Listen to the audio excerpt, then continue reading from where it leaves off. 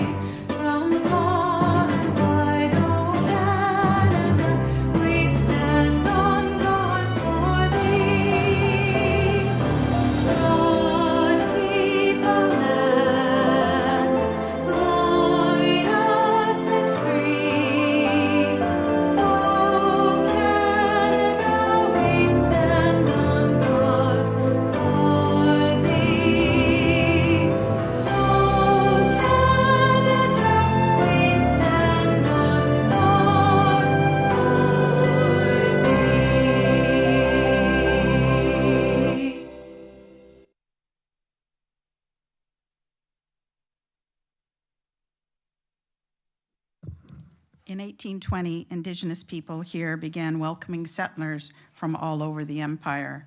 Soon they were helping slaves escaping from the US to settle here too. Today, our Indigenous founding partners are still here, enjoying this land with us. They fish and camp under their treaty rights. Indigenous people in their thousands also live with us as neighbors and friends.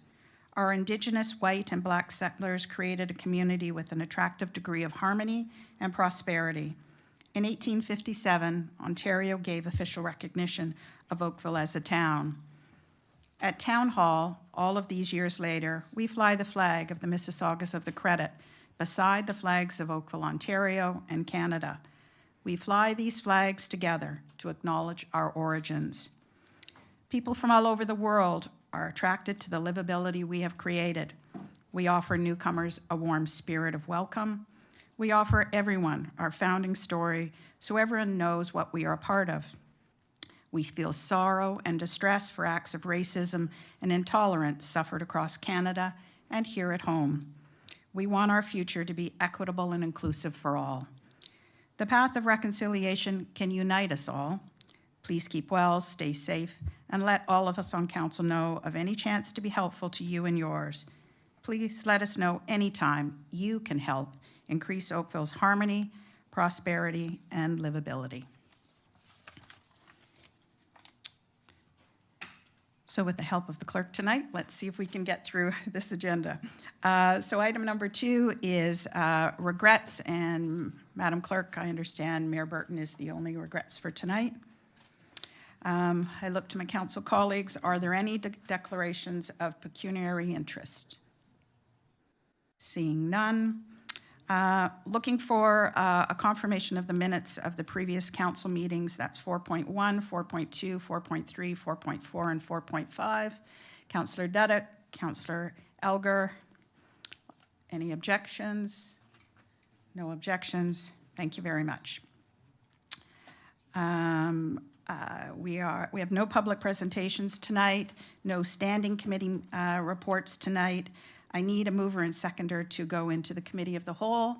Councillor Chisholm, Councillor Longo seconds. Thank you very much. So we are at public consent items 8.1 and 8.2, and we also have a confidential consent item 9.1. I look to see if there's any separating out that you would like of the public consent items. Councillor O'Meara. Thank you, Madam Chair. Item 8.2, please. Okay. I'd be happy to move the other two if there were no other suggestions. So perhaps we just move 8.1, which is the 224 bylaw to invoice payments in lieu of tax on provincial institutions. Are you fine with that, Councillor Mira? Okay, so any objections to that? So 8.1 passes. Councillor Mira, you asked to separate out 8.2, the Integrity Commissioner's Code of Conduct Formal Complaint Dismissal Report. You have the floor. Thank you very much, Madam Chair. And I do have some comments, and I know the Integrity Commissioner is online as well. I'd like to thank her for her work. I would think it was only fair to do this when Mayor Burton is available to be here. I'm sure he'd like to take part of it, and we wish him a speedy recovery for his health. So on that note, I would move deferral of the item so that the mayor can attend, and hopefully his health is better on that to the next council meeting if council would see fit to do that. With that, deferral takes precedent. Are there any objections? So we are deferring 8.2, Madam Clerk. The next item is 9.1. It's 110 Reynolds Street lease. It is a confidential consent item, but if there are no objections, we could move it. Councillor Giddings? So moved. Okay, thank you very much. Are there any objections to 9.1? Okay, so moved by Councillor Giddings that the recommendation contained in the confidential report from the legal department dated July 30th, 2024 be approved. We're moving on. Discussion items 10.1. It is the Bronte Harbor Banquet and Conference Center second floor lease, and I understand a presentation is available if you would like it, Council. Madam Chair, I think everybody's familiar here. We've had long discussions about the Harbor Center. I appreciate the opportunity for a presentation. It was fairly straightforward in the report. I do know we have a delegation, but I'd be happy to forego the presentation and hear from the delegation, though, if that would be council's inclination. Any objection from any other member of council? Okay, so we will call our delegation. Mr. Shea, welcome to the podium.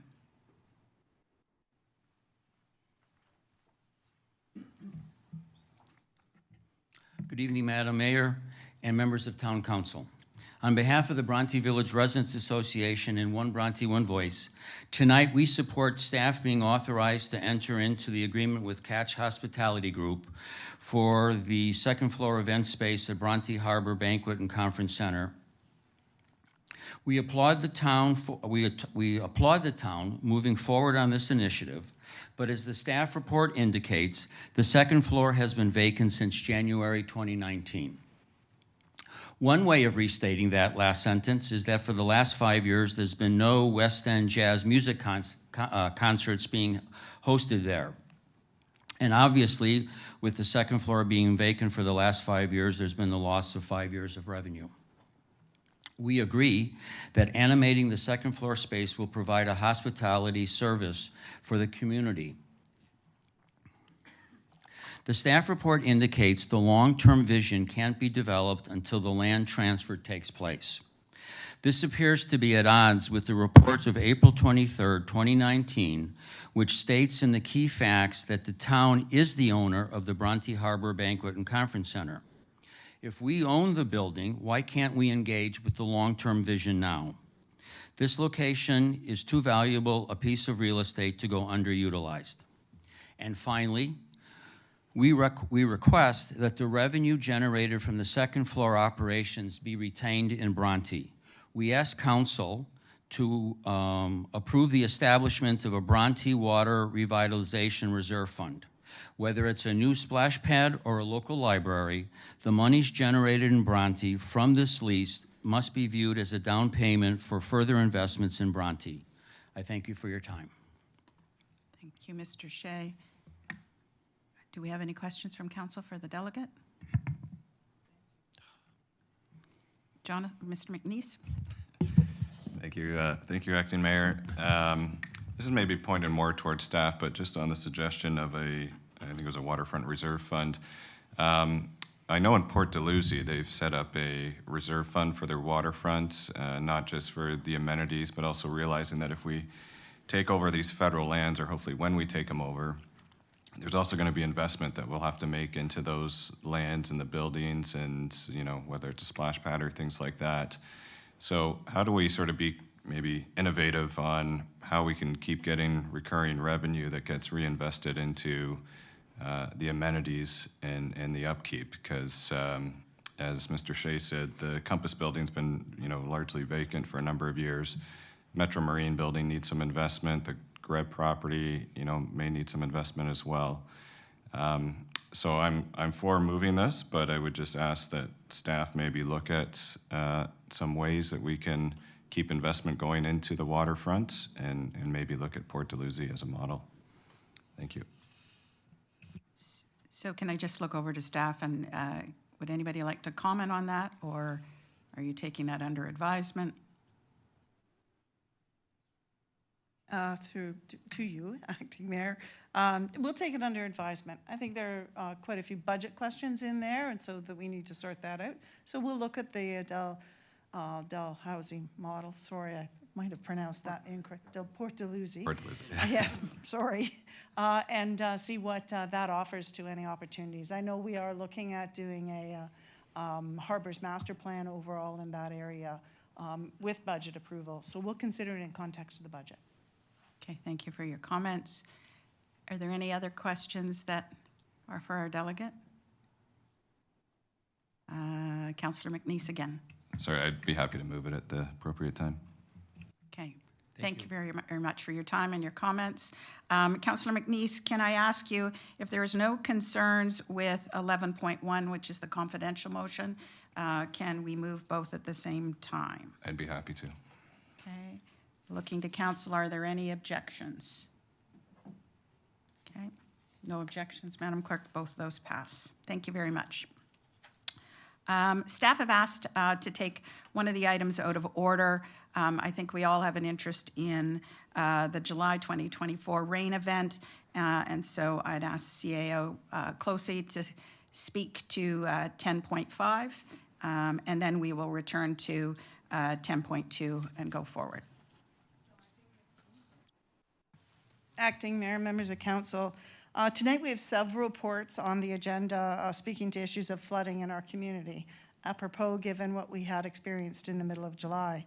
I did want to acknowledge the late arrival of the agenda item 10.5 on the July rain event. Any storm event that involves flooding is important to the town, and staff have been busy responding to calls received and repairing damage to town assets, including our stormwater system, as well as trails and harbors. Pardon me. We had hoped to include this on the initial agenda, and we were working towards those deadlines, but we did need some additional time to understand any legal implications related to the flooding event. So that's why it didn't appear on the initial agenda when it had come out. I also wanted to note that there are many parties that are responsible for understanding our flood risk in our communities. So it's not only measuring it, it's developing the infrastructure and programs in order to manage it. It is, and it also spills into the actual flood event itself. So the parties that are included are, of course, the province, and that's mostly through the Ministry of Natural Resources. It is the region as well, because they have a role. It is Conservation Halton, as well as the town, and homeowners actually on their own property who need to understand and manage the risks. So staff from each of those government parties certainly work collaboratively to ensure we have that proper response on any type of event that happens. And Commissioner Fu and members of the senior leadership team are actually here, and you'll see quite a few staff in the audience are here to answer any of your questions related not only to Type 10.5, but also many of the other flooding items that are on the agenda. So the three flood reports that are on the agenda are actually a great example of the techniques and tools that we go in trying to mitigate risks of flooding within the town itself. And so the team that has been involved in that is going to present each of those three studies, and you'll have a good understanding in terms of localized flooding, riverine flooding, and the tactics and tools that we use in order to manage those events that come to play, so that when we do have those very major events, we have hopefully enough mechanisms in place that we can minimize the impact. So with those introductions, I did want to turn it over to Commissioner Fu, who has some additional remarks. Commissioner Fu? Hello? Great. Thank you. Good evening, Acting Mayor and Member of Council. The July 15 and 16 storm event in Oakville saw rainfall levels that were equivalent to a 2 to 5 year storm event for most of the town. Although some local areas did experience rainfall levels for 25 years and up to the 100-year storm event. Our storm infrastructure is designed to respond to rain event and meets provincial and conservation halting requirements, as well as the design standards when the community was built.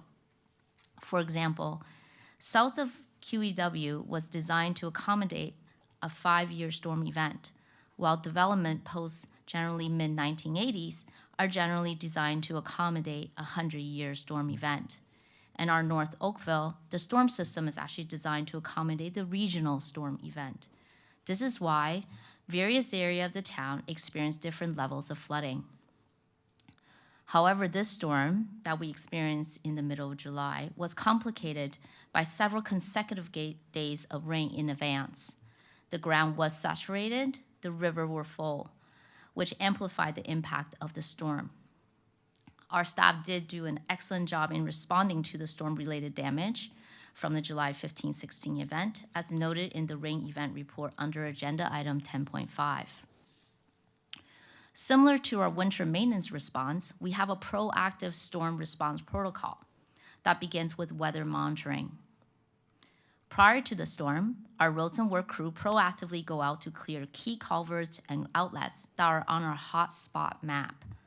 While during the storm, we continue to monitor these hotspots by removing debris, and we start shifting to emergency response to ensure safety of our roads and assets are maintained during the storm. After the storm, we complete full recovery efforts. This is very similar for our Park and Open Space Department. Staff also have a list of culverts and ditches basins that get inspected as well as checked through their hotspot map along the trails, and particularly along the trail that are prone to erosion. In harbors, staff inspects all dockage and the harbor assets and close them off close off the piers as necessary. In forestry, prior to the storm event, additional arborists may be placed on call, and the notice is communicated to the roster of our private arborist firms of a potential need for assistance. Forestry staff work closely with Oakville Hydro during many storm events. If any closure of roads, trails, parks, or harbor assets is required, communication is placed through the town website and social media channels. From a private property perspective, a home can be flooded for several reasons. There could be sanitary lateral blockages and basement sump pump issues. It could be the result of changed landscaping, blocking the side yards and front yard swale that doesn't drain towards the road to the front, and lack of positive drainage away from the house, or simply the leak in the walls of the home or around the windowsills. It could also possibly be caused by public infrastructure maintenance, such as clogged basins. The province, Conservation Halton, the region, town, and the homeowners, as per described by the CAO, all plays a role in increasing the flood resiliency of our neighborhood. In particular, basement flooding due to wastewater surcharge is generally responded to by the region, while town generally respond to flooding of property due to overland flow. Our role is to ensure the public areas are draining and clear of debris and maintain the safety of our right-of-way as well as public spaces. Since the preparation of the report, working with the region collaboratively, they have provided an updated number on the flooded basement calls that were received by the region for Oakville. The report stated 80, and we're now up to 103 as of August 11. Collectively, though, we are partners to address urban flooding. And to that end, we do have Halton Region staff here with us. Andrew Farr, Commissioner of Public Works, and Tris Holden, Manager of Water and Wastewater System Support, are here tonight to assist in answering any questions. Recent events have illustrated the importance of our flood management program. On tonight's agenda, you will hear from staff on 3 flood study reports. 2 are related to the town riverine system, and 1 is specific to a local area that experiences urban flooding.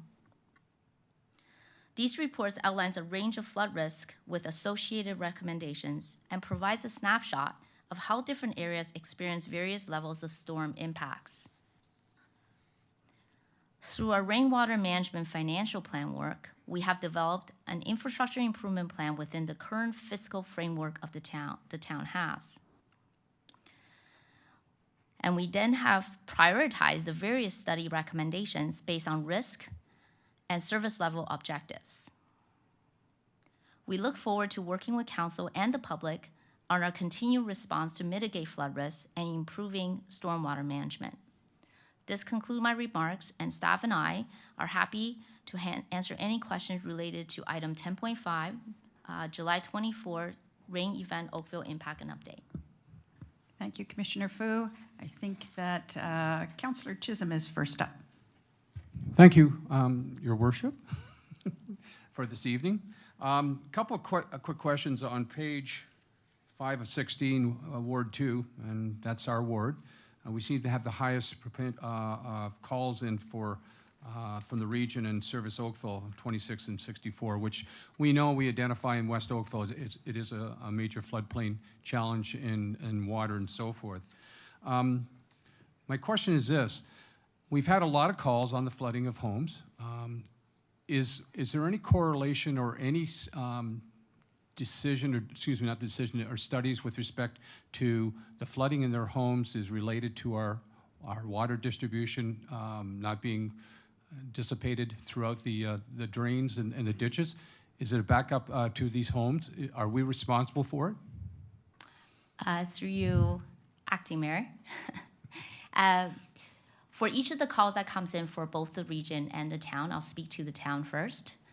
When they come in, we do go to each of the sites. Our staff visit the site to look at the complaint of the flooding, and we do determine whether they're in individual property related versus it's because of town's infrastructure. So when we did look at roads and works data, based on the calls that we have received, there's fairly little that are related to because the road did not drain. It was mostly related to local flooding of their property, and then we then help them resolve the issues and give them some advice on how to flood-proof their property in the future. Good, it's good to know, thank you. Last question. It's not identified in your, I call it the hot spots. You had 16 Mile Creek Harbor, Trafalgar Lawn Cemetery, Park Trails, and I think one of the community centers and town facilities. Was it identified, the one on Spears Road where the bingo hall is, where there's a culvert at the back? I personally went there and it was coming out and flooded the whole parking lot and part of Spears Road, and it's an open culvert and it doesn't seem to go anywhere, and the water was just rushing through that. It comes underneath the railway tracks. Was that identified as an area of potential risk? Through Acting Mayor, I'm going to ask Sam, Director Roads and Work, to answer the hotspot location.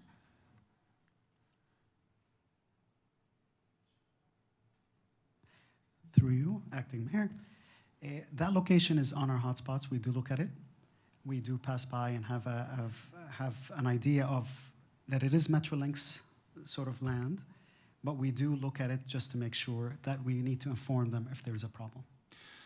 The culvert is open. It just pours into the parking lot. Is there any indication that it has to be redirected in some shape or form? Because if this happens again, you're going to flood that whole parking lot.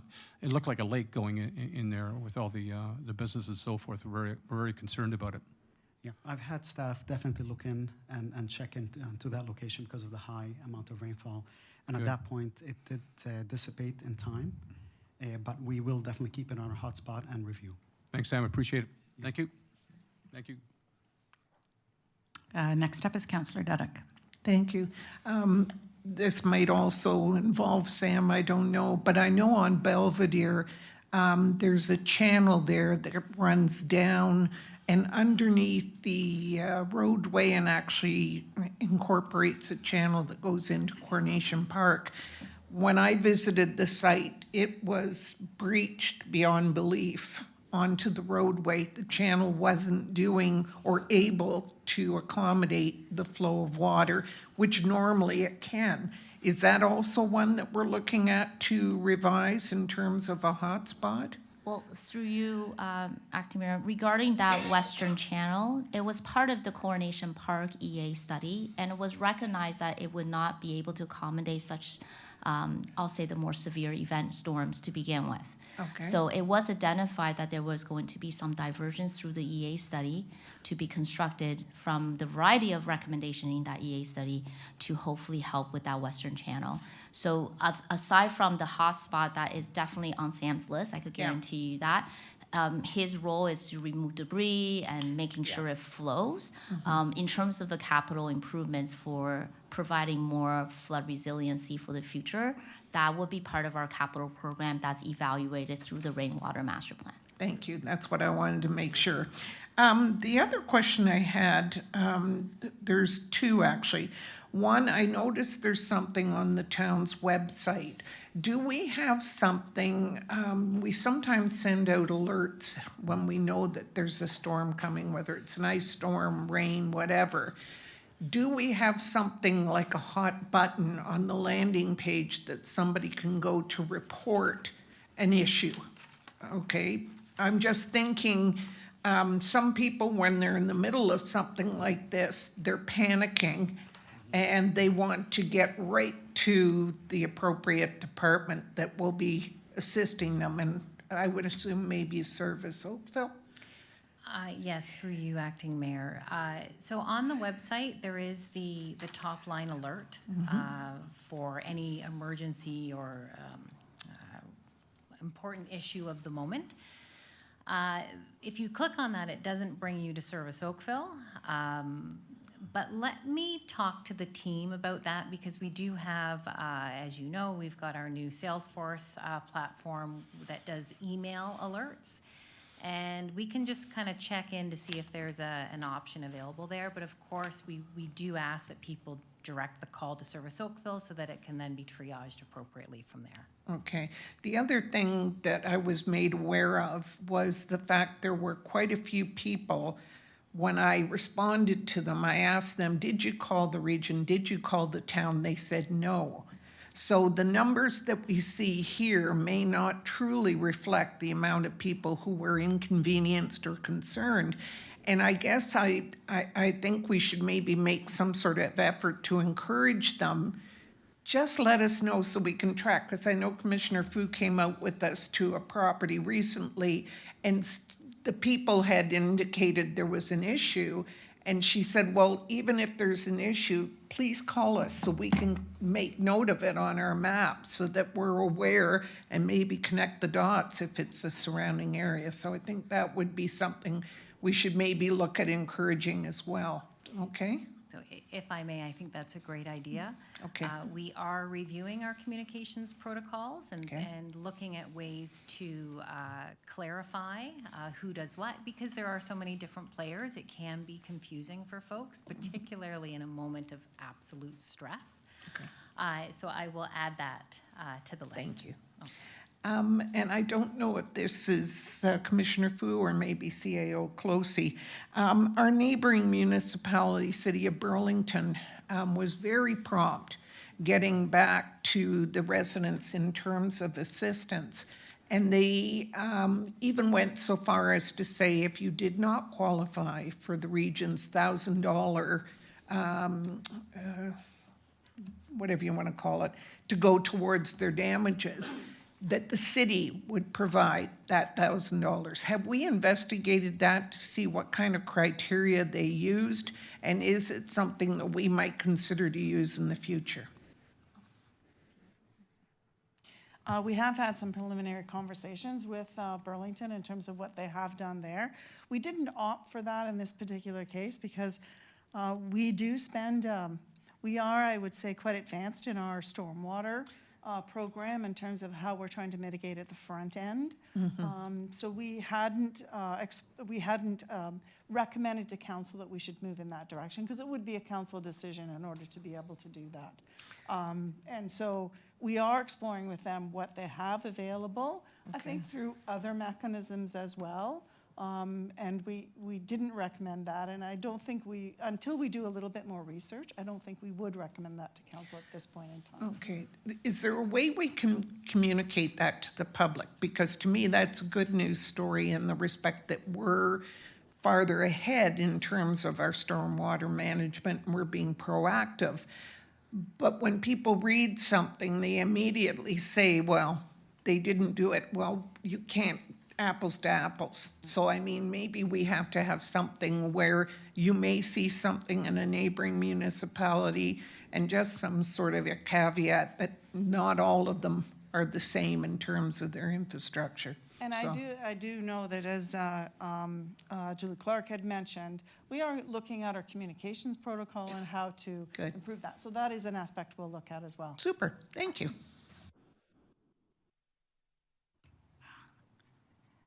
Councillor Adams, you're next. Thanks very much.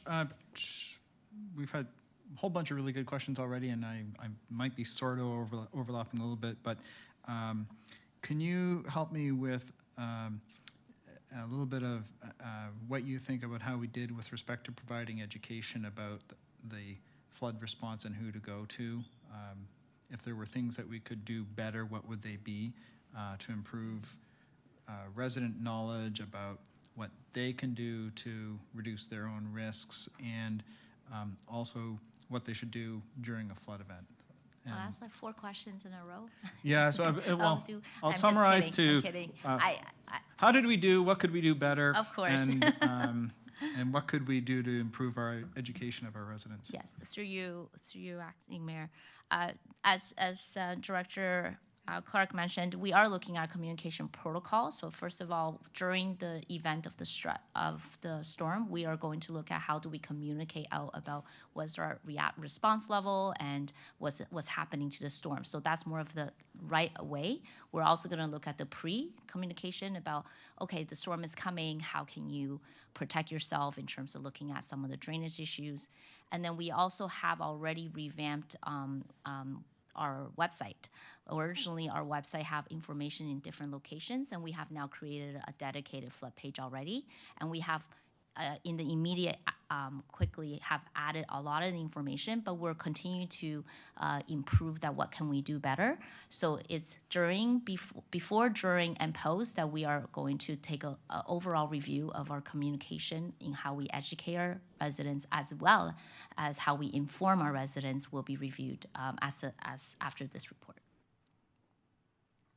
And then I think it was Councillor Chisholm who touched on this issue of who's responsible for flood damage and how do we compare to other municipalities in terms of the quality of our own existing stormwater controls. One of the concerns I have is that as soon as somebody has a flooded basement, they immediately go, well, it's only because the municipality did such a terrible job of managing stormwater that I have a flooded basement, when in fact it could very well be their own fault because their own private property has not been well managed. Looking at our website and the materials there, it's not super clear to me that we're telling people that, hey, this is part of this responsibility lies with you, and you need to take your own responsibility over your own property and managing your own risks. We'll do our part, but you have to do your part too. And I recognize if you have a flooded basement, it's a terrible thing. It's a horrible thing to live through. And I feel sorry for everybody who had the issue. But going forward, we need to make sure that people recognize that the municipality is not going to be there to save them every time if they're not doing their part. Can we improve on that? Yes, definitely through you, Acting Mayor. Not only to our own communication, also working with the region and Conservation Halton. We also are partnering with University of Waterloo and that we are partnering with them, and they're going to create a project to look at the opportunity to educate. Actually, the purpose, the scope is to educate the resident about how to better flood-proof your home, how to make your home more flood resilient. We haven't started the project, but we're about to partnership with University of Waterloo on that. So we're very excited on that initiatives, and there will also be public involvement for that process. And thank you very much to all the staff who responded, because responding to flood events in the nick of time kind of thing is a hard and challenging thing, and so I appreciate everyone who was on the front line that day dealing with it. Appreciate it. Thank you.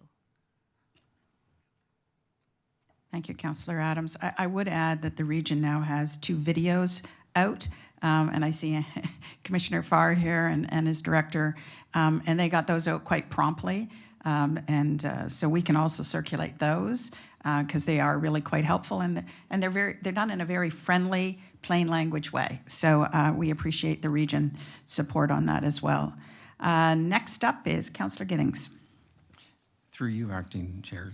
Further to Councillor Adams' questions on private property, the other reports before us this evening provide a lot of details in the number of homes with overland flooding and so on, and with very specific numbers. So we know where those homes are, or most of them.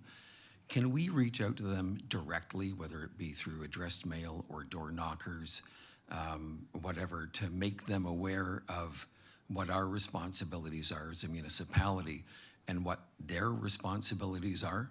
Because we have, I guess all of us that represent south of the QEW will get phone calls saying, you better clean up your creek, you better do this, you better do that. And we'll speak with staff, and it's, well, no, actually, it's their creek. It's their responsibility. And so that may go a long way in terms of helping some of this, at least making them aware.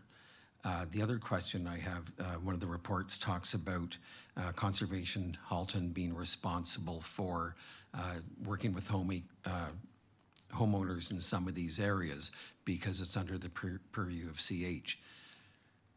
Is this something where municipal enforcement could get involved? You know, municipal enforcement goes out and talks about West Nile as a result of an unkept pool or property standards or long grass. Is that something that we have considered? Through you, Acting Mayor, we haven't considered involving municipal enforcement at this point, but I certainly take all the comments that we do have to look at not only a communication piece, but a public education piece. I think public education in terms of their role and our role is very, very important. So whether it's through the studies that you're referencing or through this after this improvement that we're going to do. And again, I want to emphasize we're collaborating with the region to make sure that we educate the homeowners, make sure they provide, and we'll look at program of providing door knockers and whatnot to further provide them almost a immediate something to read. And I think that's what's happening. Some people don't go to our website at all, or don't go there unless you're flooded. But there's many folks who are not flooded could help with the drainage overall of their neighborhood. So we'll look at these flood-prone areas and come up with a better, robust communication education program, and hopefully that will improve the flood resilience of the neighborhood. Thank you for that. I know we have messages on social media requesting residents clean the grates in front of their property, which is great if they do it. There are a number of grates or grates and ditches, whatever you want to call those, that are packed, that are jammed, you know, repeated rain, and then you hit a situation where the ground is waterlogged, you get an event-type storm. Do we have the capability? I appreciate the fact that we go into known hotspots or grates where we can't handle the flow. Do we have any plans for that, whether it be additional street sweeping, that kind of activity? Through you, Acting Mayor, we do not look at the additional sweeping during the storm, particularly, because late. as you imagine, it's almost too late. When the rain comes, even if it wasn't blocked before, it will be blocked during the rain. So sometimes people even go out in their boots just to clear that grade if they don't want to get flooded. So, but we certainly do a lot of proactive, preventive work that we have regular street sweeping, apologies, and as I mentioned, through Director Sam's hot spot map, it is regularly inspected on all the flood-prone areas. All right, and similar to a number of my colleagues, it sounds like we all go out at night in a big storm Yes. and watch the water. Having done that a number of times in our area, Yes. we have a lot of ditches. That is, for most of our area, how the water is channeled and dissipated. We have a lot of homeowners that have rebuilt their homes and the ditches are non-existent. And some of them may have a culvert that's been put in place. A lot of them don't have culverts that are in place. That directs the overflow or the water to the roadway and sends it different places. Is this identified as a concern, or is it something that we should deal with through the inspection process, proactive? Just curious about that. Through Acting Mayor, you're completely correct. It is definitely a concern of ours, particularly when the ditches are meant to do something and is now blocked. We have in 3 prongs. We want to look at a more robust communication strategy to tell folks with ditches not to fill them and definitely repair their driveway culverts. Some of them that are completely collapsed. So there's a resident responsibility per Councillor Adams' point. There's part that the resident could really help us do this. The second thing is through our rainwater financial plan, we do have inspections and condition audits starting for the ditches now. So even through our asset management program, we're going to start going through the entire older part of the town and start inspecting ditches and start creating a program to look at certain areas for reditching. And then at the higher level, for the third prong, as I mentioned, in the stormwater master plan, there are, I'll say, priority areas that are more higher risk. We're going to start looking at the studies. And tonight, actually, you'll see one of the priority areas on the agenda because they are an area that we didn't look at a lot clearly. And you'll see later on in the presentation, the ditches is actually one of the problems that we're going to reditch. So we're looking at it from individual areas all the way down to the residents' responsibility, and hopefully together we could improve the flood resiliency of the community. All right, thank you very much. Last question in terms of public health. The region does a great job dropping pellets into basins to help control West Nile. And does this flood, I guess it's for my council colleagues to bring to regional council, in terms of, does a rainfall like this wipe those out? Does it render them inoperative? I'm just curious from a public health standpoint. Well, we do have a regional commissioner here. I may not.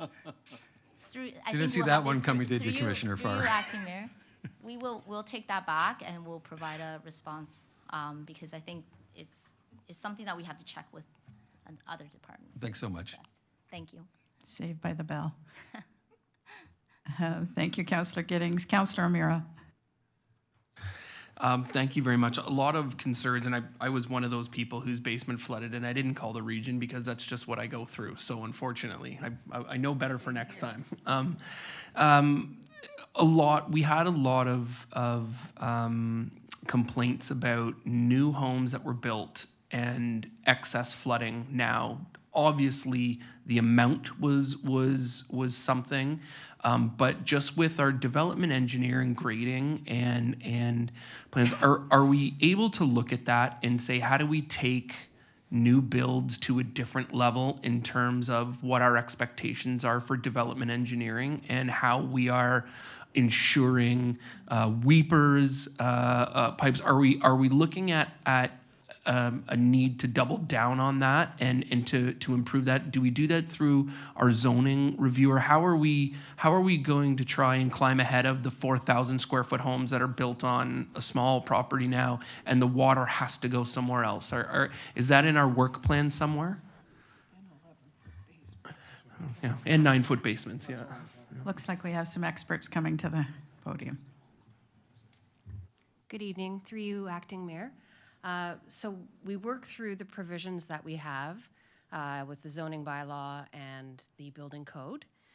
So with the tear down rebuilds, the bulk of them are in the older areas where we have that sort of, as Commissioner Phoebe was speaking earlier, sort of the older standard of stormwater.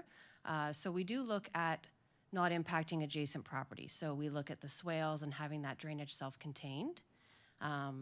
With this amount of rainfall, where you do have sort of the flatter areas, and if you know, some of them hadn't built according to plan, you will have these issues.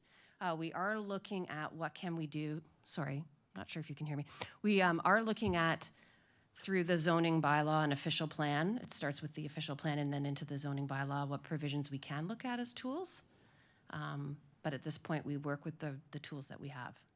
No, and I get that. I think what I'm looking for is that we recognize that we need to hit a higher standard here, because I think this is going to be the norm. And I think what tools we have been using are causing a lot of problems. And I know, hey, well, we'll make sure there's a swale there, and they never stay. I think we need to figure out a way, whether it starts at the OP and works down. I think we need to figure a philosophical or a principled approach where we know we need better development engineerings on infill development.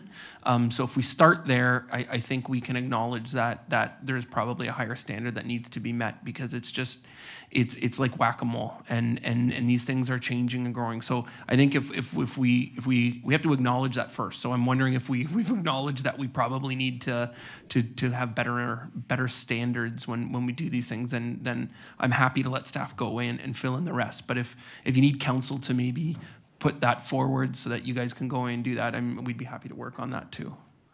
So I just wanted to provide just a few comments in addition to Christina's comments, was that we had a number of years ago put a very robust plan in place with the additional site plan approvals that we required.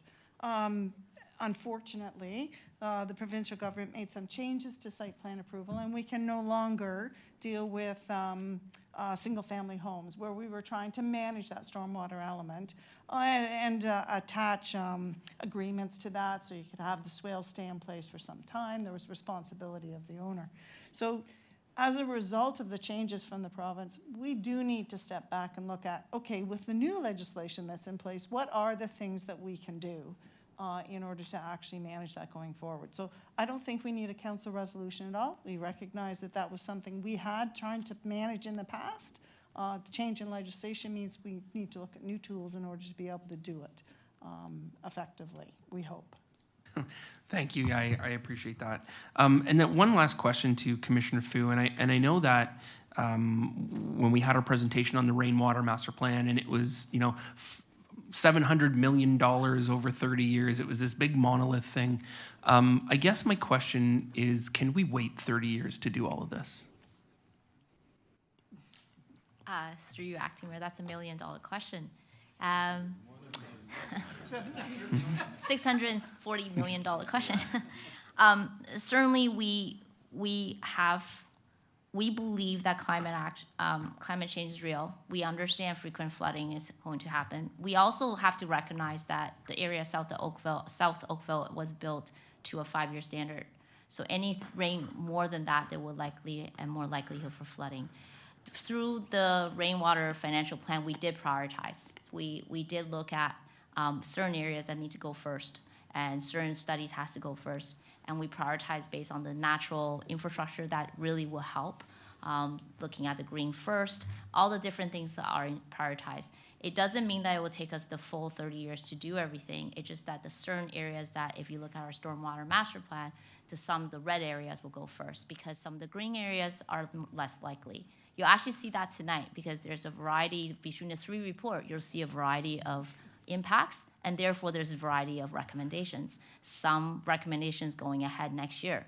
Some recommendation will wait a little longer. So then, to your point, I think everyone would like to have everything done next year, but I think everyone will hate me for digging up every single road in South Oakville overnight as well. So I think we have to take a look at it in a planned approach, and that's what the rainwater financial plan is going to do. Thank you very much. Thank you, Acting Chair. Thank you, Councillor O'Meara. Councillor Chisholm. Thank you. Thank you. Yeah, I'm on here. A couple questions with respect, and I forgot to ask. With the basement issue, and this has been one of our main themes in our ward with respect to the depth of basements being dug in resident and infills. You know, they want 10-foot ceilings in basements, and they got 3 or 2 sump pumps going at once, and they burn out. Then we get the call that it's our fault that their sump pumps are. Is there anything that we can do or any leverage? And I know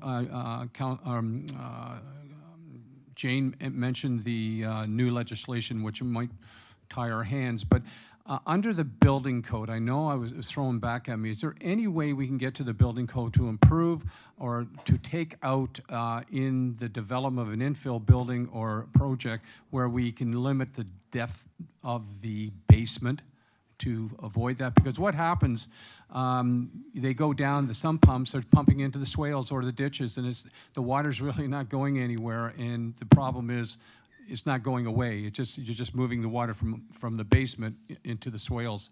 So help me out in this one, folks. Yeah, I don't think we can. A change to the building code would take a lot of time and effort. The code was just recently amended. There are over 3,000 changes to the code, so it's unlikely we'd be able to get anything through the code in short order. I believe the code answer would be, or the ministry would answer, that's a design matter, and it would be up to the designer to find a solution that meets what the applicant is looking for and what the facilities exist. So they would take into consideration the stormwater systems that are in place and design a solution that works. Can we not make governmental memo to whoever to bring this forward as an issue that we have? Because if we're trying to mitigate all the flooding and everything else, here's a prime example, because we're still going to get all the calls on the flooding in homes and so forth, grading, whatever the case may be. And I understand we have a role and responsibility to, and also the residents have a role and responsibility with respect to the property. But we're creating right from the beginning of digging a deep hole and water coming up. So we're kind of defeating we're kind of shooting ourselves in the foot, with all due respect. Yeah. We are, and to try to answer that, the regional CBO, so the 4 municipalities are working together with the region of Halton as well to try to come up with a report and make a collaborative report to the ministry, rather, to ask for some changes. Yeah, and I appreciate, I think we have to start being a little bit more creative and be a little more aggressive with the province. You know, the building code is something up there that seems to be untouchable, and it goes every 5 years to make a renewal on what you want to do. So with all the things that we're dealing with, we're trying to do green infrastructure, we're having flooding issues and so forth.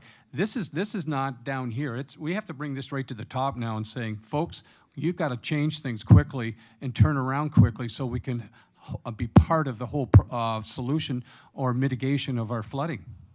Don't you think? If I could just jump in here. I do think this is part of the tools and the tactics that we're looking at to understand through all the various mechanisms. You've got a planning act, you've got a building code, you've got different tools in order to address the issue. And so because we lost a lot of our ability with the changes that they made, what can we replace it with? And that's the work that we're doing. So I wouldn't want to jump in on one particular side of it until we've looked at that bucket of tools that we have in order to address the flooding around single-family homes. So this is something we will bring back to you and as part of our stormwater management piece. The tools and tactics, it's also part of the official plan in terms of sustainability. So it is something very much on the top of our minds, and to bring you back, what are the various ways, because there's not going to be just one tool. There's going to be various tools in order for us to manage this appropriately. So it's a great segue into the tools that will be. As long as we use the right tools. Yep. Okay, you can put a lot of tools in the toolbox, but those tools don't work. You got to get the right tools. And my last question, and maybe I'm jumping ahead here with respect to the reports. One of the recommendations in the 3 reports coming up about culverts, that we would replace culverts.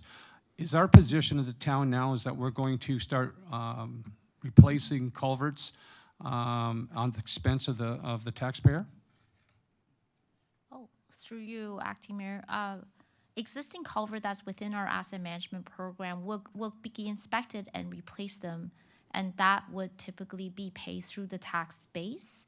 Are you referring to? I'm talking about aprons and driveways. Sorry, my apologies if I wasn't clear. So, Oh, yeah, sorry. is that something different? When we talk culverts, are we talking big culverts Yes. and not little culverts? Correct. Thank you. Thank Okay. you. So the driveway apron culvert, the little ones that you see right going across ditches, Right. those are the responsibility of the homeowner. Okay. So the recommendation today, all the 3 reports are in the right of way, in our public asset, and those are bigger culverts And I that we think want to that- make it bigger. Yeah, just for clarity's sake, I Thank think we you. need to identify that they're big culverts, because sometimes residents think culverts, oh, you're going to replace my culvert part of this. So let's just be clear on that, if you wouldn't mind. We'll make sure on, Great, on thank the you. language. Thank Thank you. you. Okay, I was gonna say- sorry, then you could correct me. Through you, Acting Mayor Hazlethiel. On the Seville area drainage study, we do have some recommendations for replacing private driveway culverts. We have a significant amount of regrading of the culverts, of the ditches that needs to be done. And to make sure that there's the positive drainage and that continues to flow there, we are recommending in that case, through that study, that there need to be some driveway culverts replaced. As a general principle, on a one-off basis, individual driveway culverts, those remain the responsibility of the individual homeowners. It's where we have a larger study and we're seeing that those culverts need to be replaced as part of the overall system drainage improvements that we may be recommending that they be replaced by the town as part of a capital project. And that's the case with the Seville study, as you'll hear when that report is presented. Thank you, Director Stevens. I'm seeing no other questions or speakers. I do have one question just in regards to tools that are in our toolkit. Can we provide a letter to, at the closeout of a permit, a building permit, that said you assume responsibility for the following and be forewarned that this could impact your, the flooding of your basement? Like, we put all sorts of warning labels on condos. Do we provide that to an infill or a new home as a result of, we can't control any longer as a result of the province, but can we say you assume that at your own risk? You're not going to like my answer again. I don't think we would. People, they rely on the building code to say that they meet the minimum requirements. And once the town signs off on it, we would support that the building meets the requirements and it would be safe for use. We could look for a way, and I think we talked about it earlier tonight already with our communication style, and we would be able to provide some kind of information, but to tie it directly to the building permit for occupancy or closeout, I think that would send a conflicting message. Yeah, I think we'd have to agree to disagree on that one, because you're not holding up their permit, but you are clarifying that, as a result of doing the following, if you do not maintain your ditch, if you've chosen to have a 10-foot basement, these are elements that could put your basement at risk, and we encourage you to check the following from an education perspective to protect yourself. I get that, but my position would be to defend the building code, to say that we've deemed this property safe for use. To me, I would see it like if you got your car safetied, but you're told, but be careful, if you don't maintain your car, you may get in an accident. So hang on a sec. I have my safety saying my car is suitable for me to drive. And I think the maintenance piece, there's other agencies that will remind owners and occupants what to do with their property in order to maintain it and keep it safe. Yeah, I think we spend a huge amount of time after the fact, not at the time. But I thank you completely agree with you. Yes. but thank you for your comments. All right, thank you. All right, so I need a mover to accept the information report, July 2024 rain event, Oakville impact and update. Councillor Chisholm, Councillor Longo, seconds. Just need one, so Councillor Chisholm this time. And any objection? That passes. All right, so we are on to 10.2. Hello. Hello, good evening, Madam Chair and members of council. Can everyone hear me okay? Yeah? Okay, so yes, we'll just wait a second for the presentation to come up.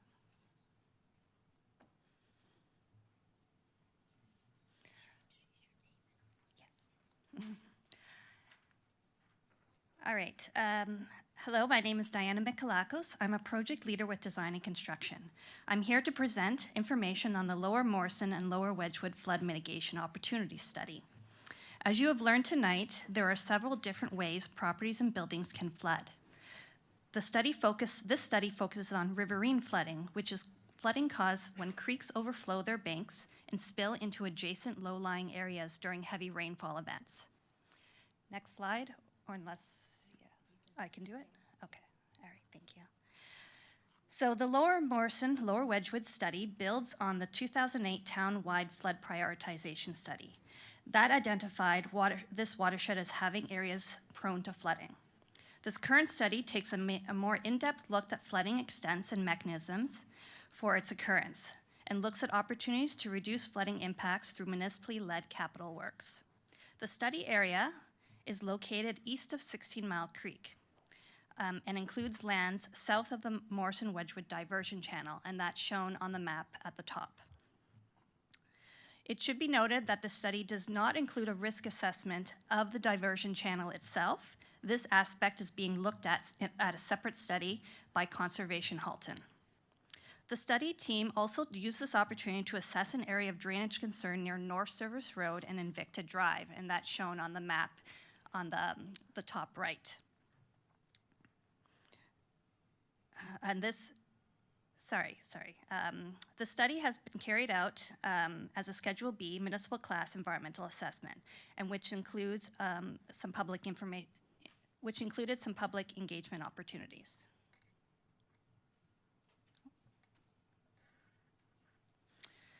So the detailed flooding assessment for Lower Morse and Lower Wedgwood Creeks indicate that flooding is possible during both frequent and less frequent storm events. The floodplain map modeling carried out uses what's called design storms that represent the probability of occurrence in a given year for a given rainfall intensity.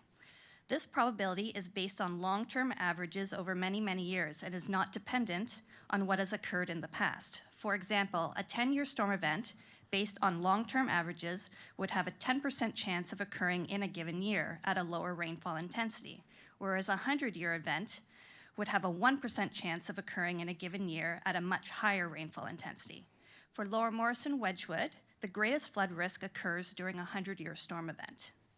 Before I move on, it's also important to define what flood risk is in the context of this study. Flood risk is when waters spill beyond their creek banks and extend onto property or possibly enter into buildings. Depth of flooding, which in turn determines the degree of flood risk, is not defined. However, you would expect lower flood depths along the flood fringes or edges of the floodplain, which is shown in the diagram on the bottom right. Therefore, of the 266 properties and 119 buildings at flood risk during the 100-year event, flood risk would be lower for properties within the flood fringes as you move farther away from the creek.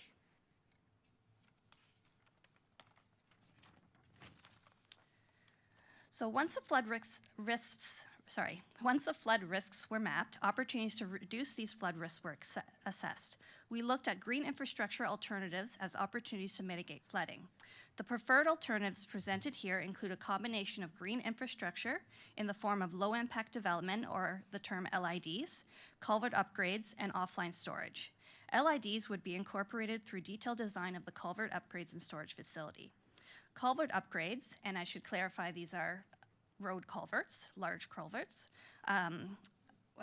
are at several locations are listed in the staff report, would help to reduce flooding levels upstream of the crossing and help to reduce the frequency of overtopping of the roadway.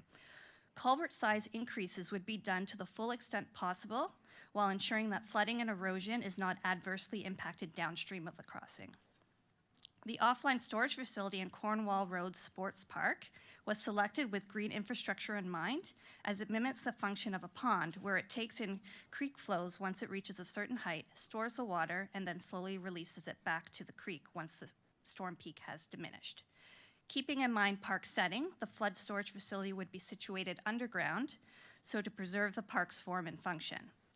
Through detailed design, there will be opportunities for public engagement and feedback on the offline storage. So, Following implementation of the preferred alternatives, a total of 116 properties would see flood risk reductions during the 100-year storm event. Although it's not shown on this slide, it's important to note that flood risk reduction benefits are also realized for the more frequent storm events from the 2-year through to the 50-year storm event. As noted on the slide in front of you, even after implementation of the preferred alternatives, flood risk will still persist in many areas, and as you know, there are also different types of flood risks that may impact residents, so not just floodplain areas as noted in this study. So it's important that all residents be aware of their flood risk and take advantage of resources available to them. Flood emergency preparedness plays a critical role in safeguarding homeowners' property and well-being. Resources to assist landowners are available online, and they're continually improving. The region, as well as so available online at oakville.ca, the region of Halton, Conservation Halton, as well as the Intact Center for Climate Change Adaptation from the University of Waterloo.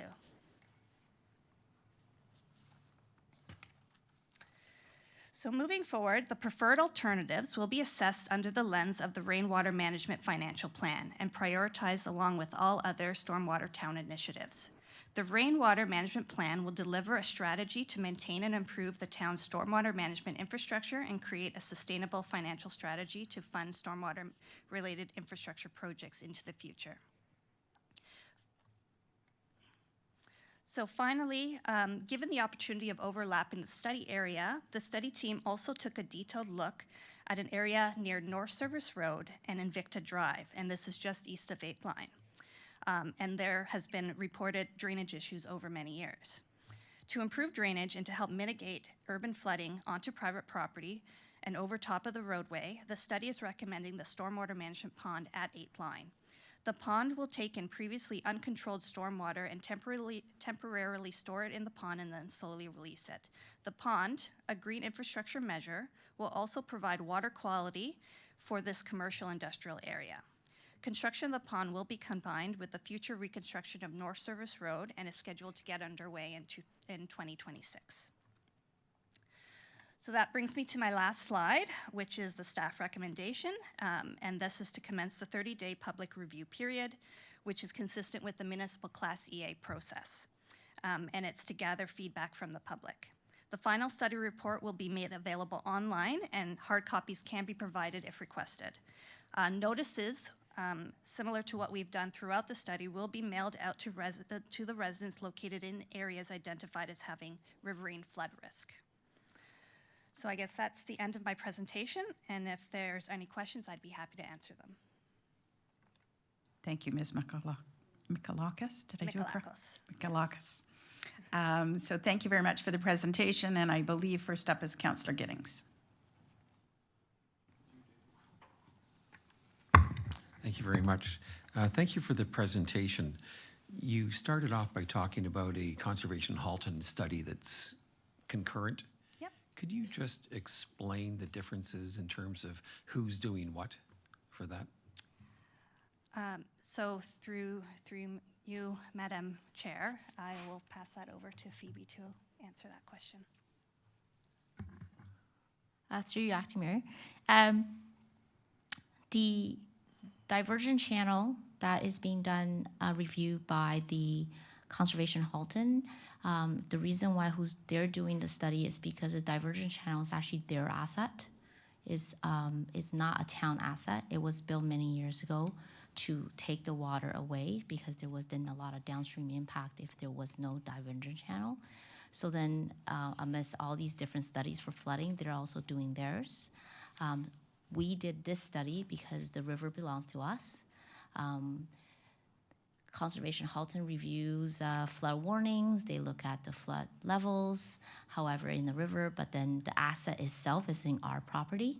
So you're wondering how come we're doing a study of the river and they're doing the diversion channel and they're not doing the river? Well, it's because it depends on who owns that land and then who owns the land do the study. However, we work very closely with Conservation Halton. They review this EA as much as we will be reviewing their diversion channel study as well. Yeah, the information from CH shows it going down to Cornwall in terms of their study area. So as we advise residents and the public of the studies, would it make sense for CH to promote ours? We promote CH's because water flows downhill, and it's a contiguous area. So is that possible? We could certainly do that. We actually coordinated with CH on their notification in terms of who are they distributing to in their study area. And in our website for Lower Morrison, we could certainly add a link to the study that they're working on. But they're just starting, so it's a little bit different. But then we'll make sure that there's link crossing to their webpage as well. Thank you for that. We already have a tank at the corner of Chartwell and Cornwall, and so the other tank is being proposed for the Cornwall Park just to the west. What water would that be picking up? Through you, Madam Chair. So the existing tanks that are in the ground near Cornwall Road are designed to take in storm water from the roadway and to store it and then to slowly release it. And that was to mitigate the impacts of the widening of Cornwall Road. So this particular tank in the sports park is slightly different. It's designed as a flood mitigation storage facility, so it's specifically designed, would be specifically designed to take creek water directly into the tank, hold it there, and then slowly release it back to the creek. So essentially, you're trying to diminish that peak flow so that you're not getting those intense peaks further downstream. So it's actually helping to throttle back the flow during an extreme flooding event. Thank you. The recommendation that was in the report, in the detailed report, talked about the east-west diversion channel is great, but that's not being considered as part of the Midtown development. That there were going to be tanks and lids and various other ways of controlling that water. Is that correct? So through you, Madam Chair, so the report does, the study itself does, we did look at some stormwater controls within Midtown. However, we know that there's additional study work happening for Midtown, so that will be looked at under a separate study. Is that what you're referring to? Well, yeah, because concurrently we're having discussions on Midtown, and Yes. this is directly that area. The water is going to go south if it doesn't go anywhere else, and I can't envision any tanks large enough that would be able to contain that amount of runoff.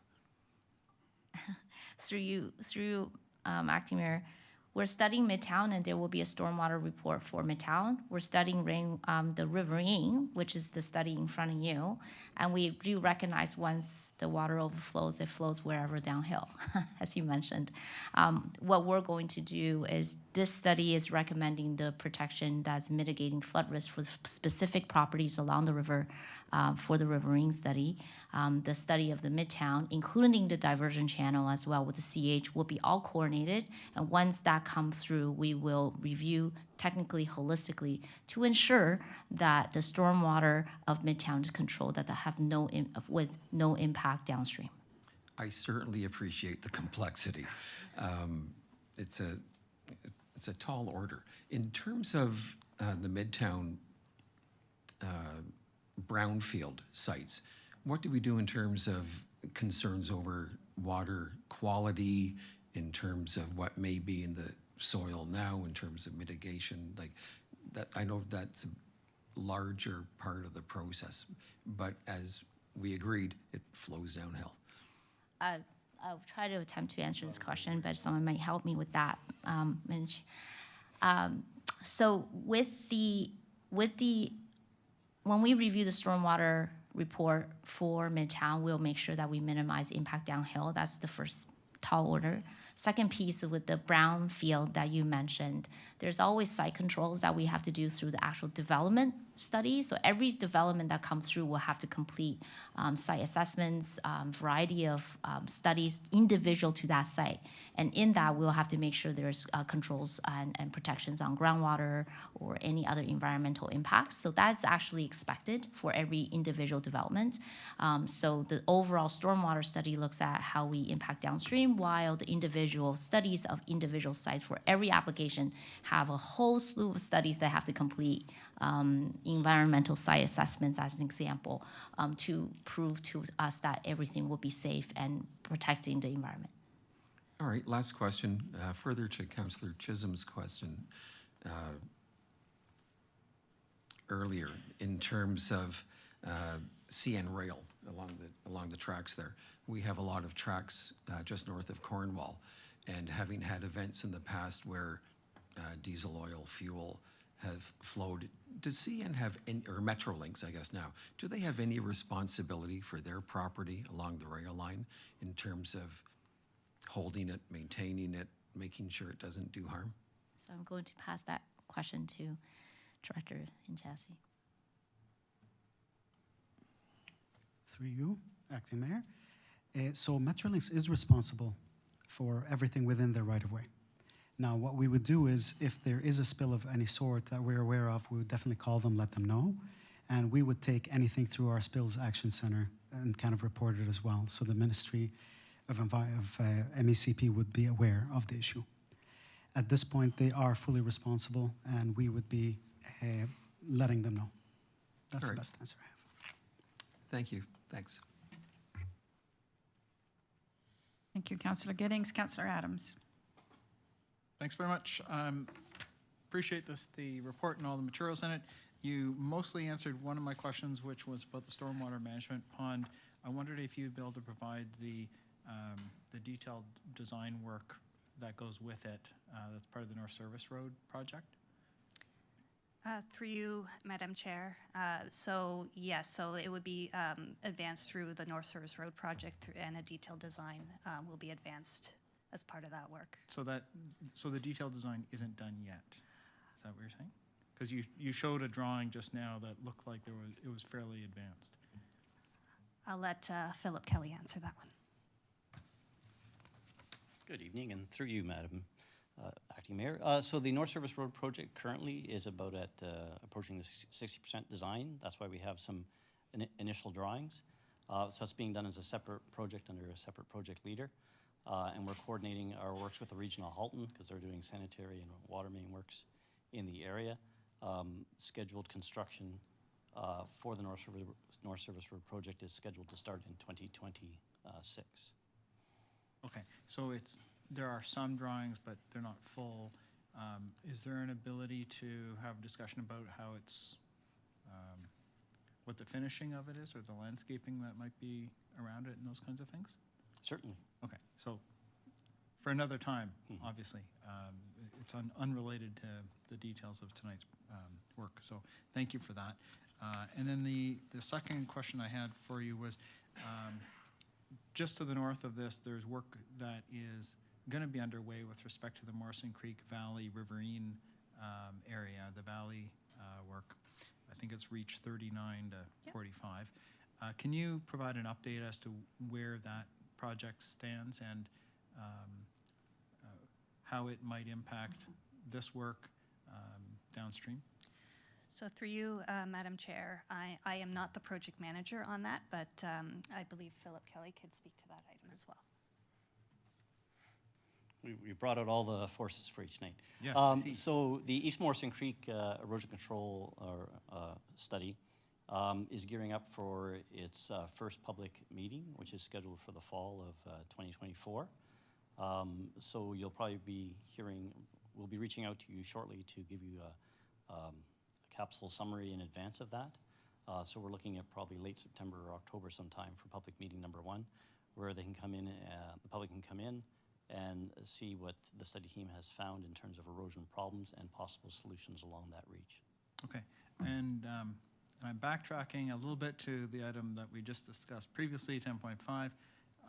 Is there any impact between that project that's upcoming and possible flood risks associated with the properties around the Morrison Creek Valley, I'll say on the upper end of the valley at the top of the banks, or is it really more related to downstream flooding issues?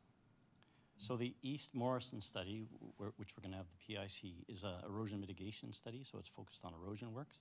When we do erosion works, we make sure that the erosion works we put in do not worsen flooding conditions for anybody upstream or downstream. Okay, so when we get to that, can we make sure that that's clear to members of the public? Because I think there may be some confusion about what the output of the erosion control project might be. Okay, certainly. Thank you so much. Appreciate that. Thank you, Councillor Adams. I'm not seeing any others. I just have two questions just around both Midtown and the creek area. So one of our residents appropriately said the biosphere doesn't have boundaries. There's no property boundary, and that the surface water runoff needs to be holistically looked at. What you were explaining to us tonight is that will be done in the Midtown Stormwater Master Plan. So as much as we will look at individual sites, we will have a comprehensive stormwater master plan for Midtown? That's correct, through you, Madam Chair. Yes. Okay, thank you for clarifying that. And then the other question is just around Metrolinx, because they do have lands that have a major culvert on it. So is it for the residents that notice that it is not being cleared to bring it to Public Works attention, or how do you suggest they address that concern? Sorry, can you ask the question again? I didn't quite catch it. So there is a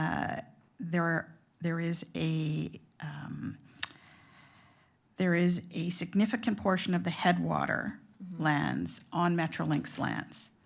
And at times, the management of that headwater, residents have commented that it's not being taken care of. So is it our responsibility to bring that to Metrolinx attention, or do we bring it to our savior, which is the director who's standing there? What's your advice? Go ahead. Sam to the rescue. You bring it to me, Madam.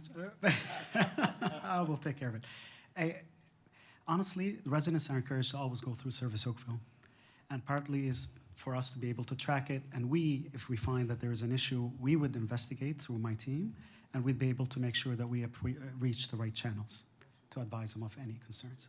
So that, Acting Mayor, that would be the best approach I could suggest at this point, but I would be happy to look at it. Thanks very much for the clarifications. All right, seeing that we are through that presentation, I need a mover for item 10.2, that the notice of completion for the Lower Morrison and Lower Wedgwood Creeks Flood Mitigation Opportunity Study, Municipal Class Environmental Assessment Study be published, commencing a 30-day public review period from September 1st, 2024 to September 30th. And Councillor Giddings moves it. Any objection? Okay, so moved. Thanks.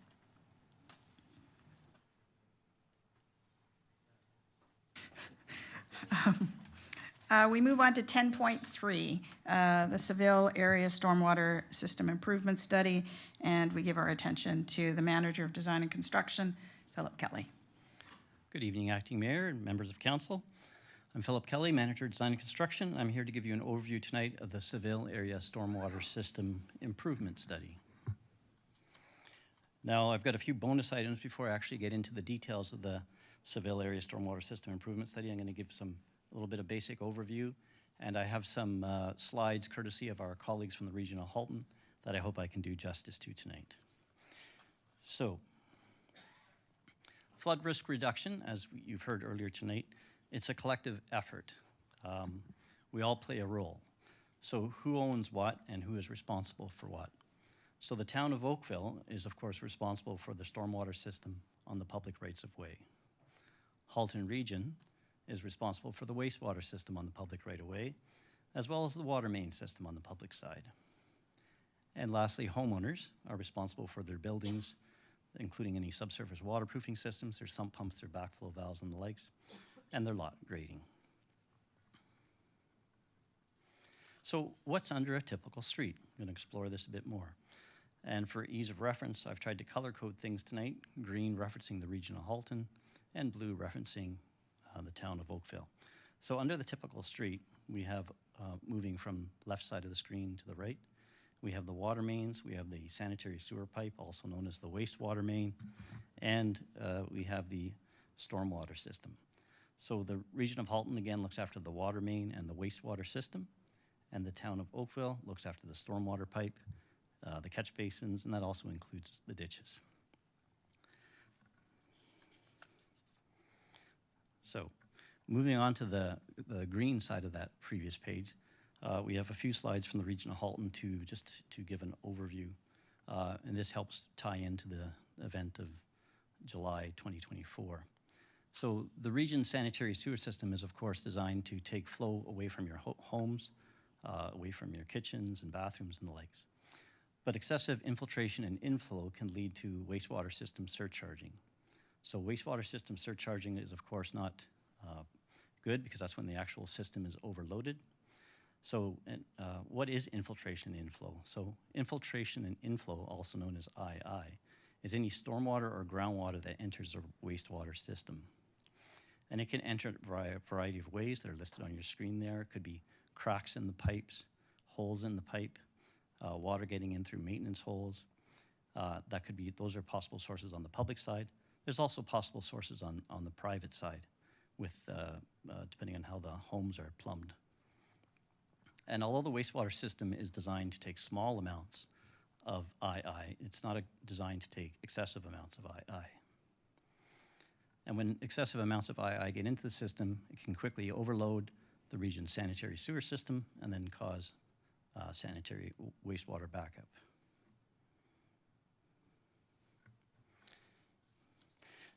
So the previous slide gave some general overview of what happens.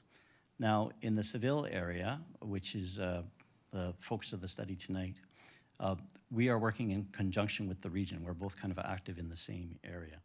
Now, when the region looked at their wastewater system in the Seville study area, they found the actual specific causes of wastewater system surcharge in this area is due to high groundwater level and surface ponding.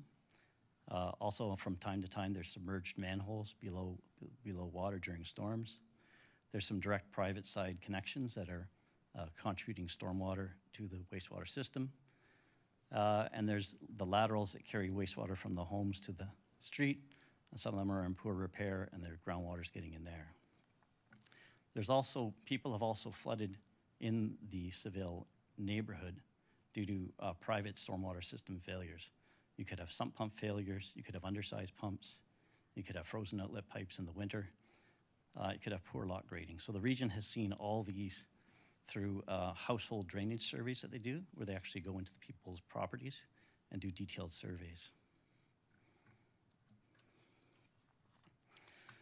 So as I mentioned, it's a shared responsibility. So what is the region of Halton proposing to do to reduce the potential for basement flooding in the Seville area? So here on the figure, just to orientate everybody, you got third line down the right of the figure, and we've got Rebecca Street at the south end. So the area shown in green is basically where the region is proposing a fairly substantial wastewater system upgrade, so basically replacing the wastewater sewers and or upgrading the wastewater sewers. And the design of that work has already commenced, and construction is anticipated to start in 2025 and be span over a 2-year period.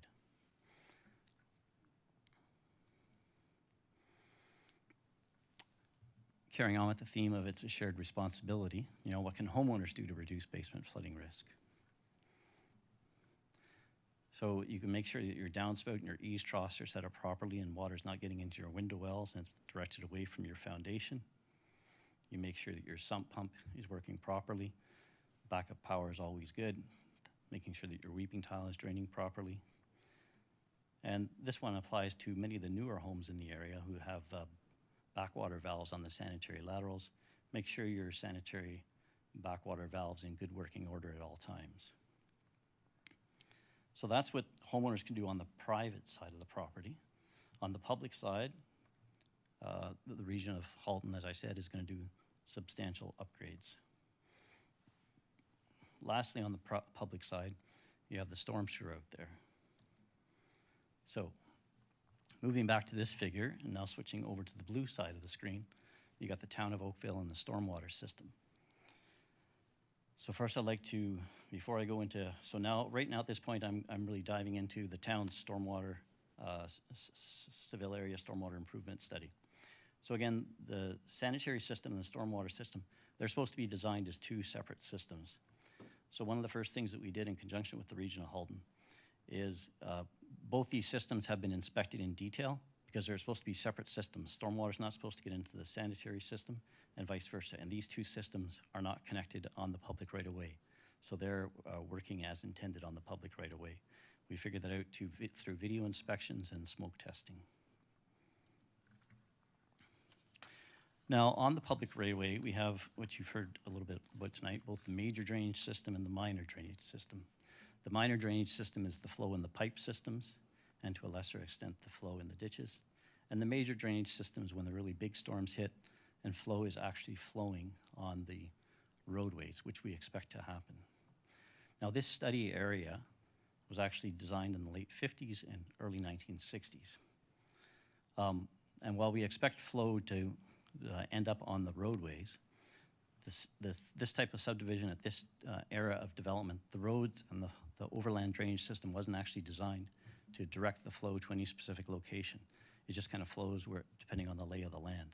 It wasn't until about 1980, as Commissioner Few was noting, that we actually started to design the major system to direct the water to a safe spot. So when we entered into the Seville Area Stormwater System Improvement Study, we wouldn't be surprised as it went on to see if the major system was challenged. So study area and purpose.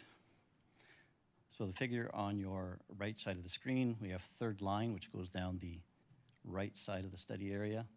We have Rebecca that kind of splits the area in half, and then the water flows down to Lake Ontario at the bottom of the page. We call the part north of Rebecca as the primary study area, because that's the area that aligns with the Region of Halton's sanitary system upgrades, as you saw earlier a few minutes ago.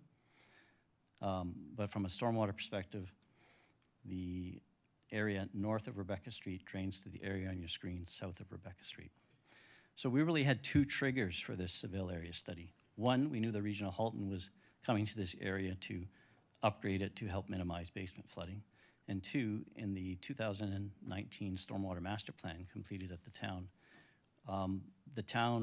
town-wide, south of the QEW, re-rated all areas from a storm drainage perspective.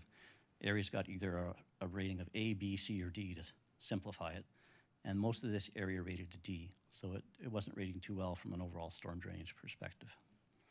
So the objective of our study is to identify drainage deficiencies and evaluate and recommend solutions to improve drainage. Of course, we want to align our solutions with the Region of Halton, and as always, we did this as a municipal class environmental assessment, Schedule B. So what were some of our results? So some of the results when we did really detailed inventories of the driveway culverts in the area is about 70% of the culverts, driveway culverts in the area are actually in poor condition. They're blocked or they're sedimented up or they're in a poor state and don't offer good drainage. Similarly, we have roughly half or a little bit more than half of the sewers in the area, and now I'm talking storm sewers. They're surcharged. That means they're overloaded during the 5-year event. So the figure you have on your lower right-hand side of the screen depicts the storm sewers in the area for the 5-year event. They're either shown as green, which is good. That means the sewers are free-flowing during a 5-year event. Or they're red, which means they're surcharged, which is bad. What we want to see for a 5-year event is the sewers flowing, or most of the sewers, if not all the sewers, flowing green. In that figure on the lower right, if there is no red or green on a street, that means the street is serviced by ditches.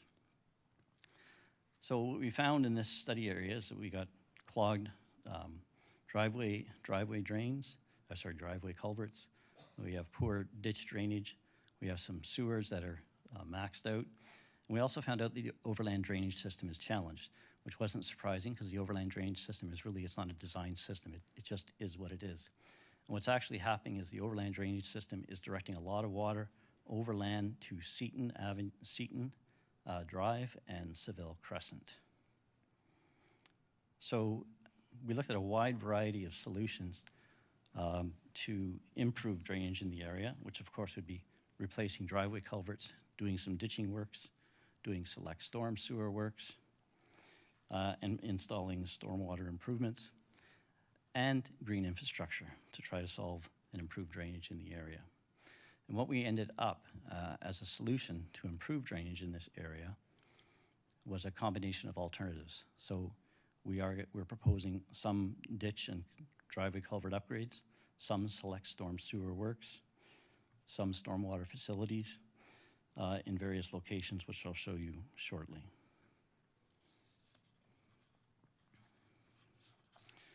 So the diagram on the right side of the screen, again, gives a general overview of the recommended works.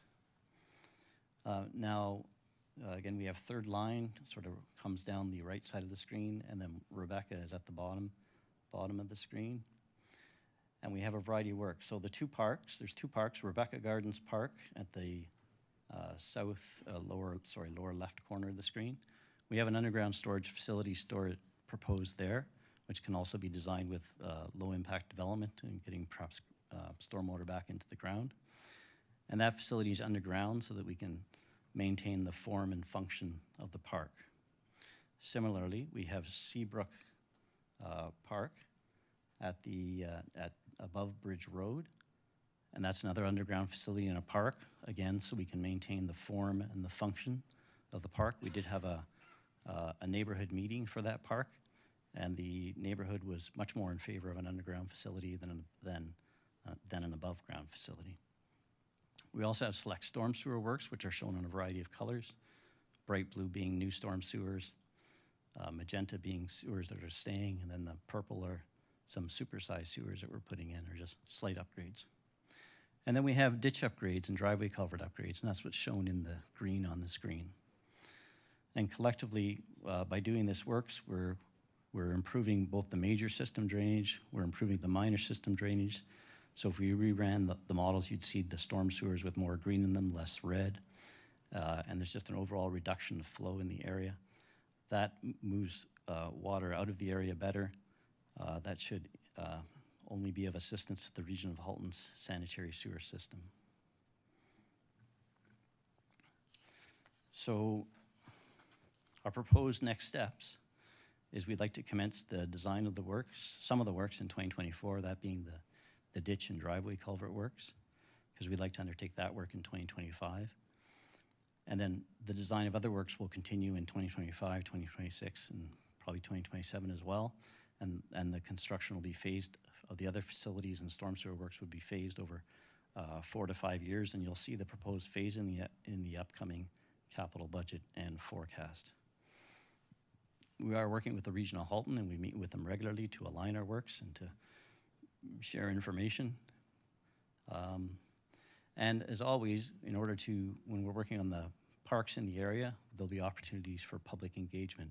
Because we're working on a park, so we want to work with the neighborhood to keep them informed, let them know that the form and function of the parks are going to be maintained. Which brings us to the conclusion. Again, this is a Class EA, so we have to do a minimum 30-day public review period. For this one, since there's been a fair amount of public involvement over the years, we're proposing a 45-day public review period, starting in mid-September and going to the end of October. That concludes my presentation today. I'm happy to answer any questions. Thank you for the presentation. I look to council. Councillor Mira. Well, I don't have any questions. I just want to say thank you. It's been a long process so far, and I know there's a bit more to go. But yeah, very, very happy with the work you've done and the way that you guys have been able to listen to the community so far. And I know we've got another 45 days to go, and hopefully residents will take a look and respond accordingly. So thank you very much for that. And when the time is appropriate, Madam Chair, I'm happy to move this item. Thank you, Councillor O'Meara. Any other comments or questions? Okay, so Councillor O'Meara has moved that the notice of completion for the Seville Area Stormwater System Improvement Study, Municipal Class Environmental Assessment Study be published, commencing a 45-day public review period from September 16th to October 31st, 2024. Are there any objections? Madam Clerk, that passes. Thank you, sir. And we are now moving to Joshua Creek Flood Mitigation Opportunities Study, item 10.4.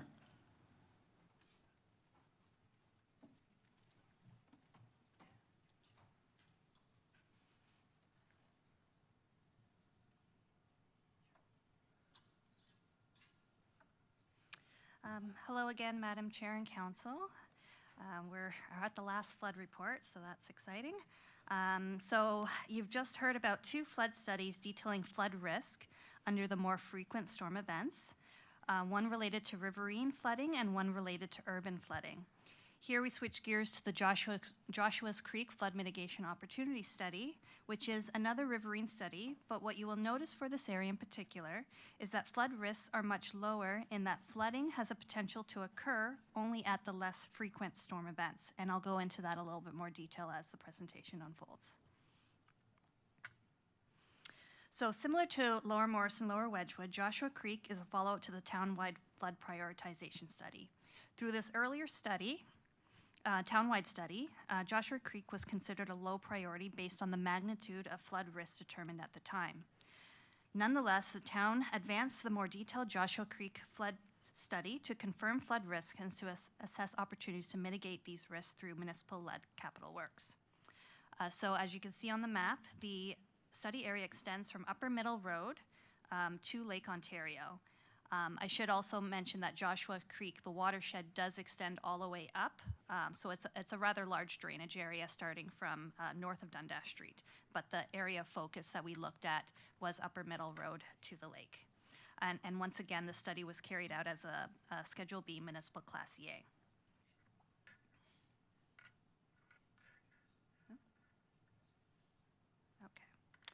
So flood risk was assessed for both properties and buildings similar to Lower Morris and Wedgwood Creek flood study. However, in contrast to that previous study, as I've already mentioned, results here show that adverse flooding has the potential to occur only at the most extreme, less frequent storm event, which in this case is what's called the regional storm event.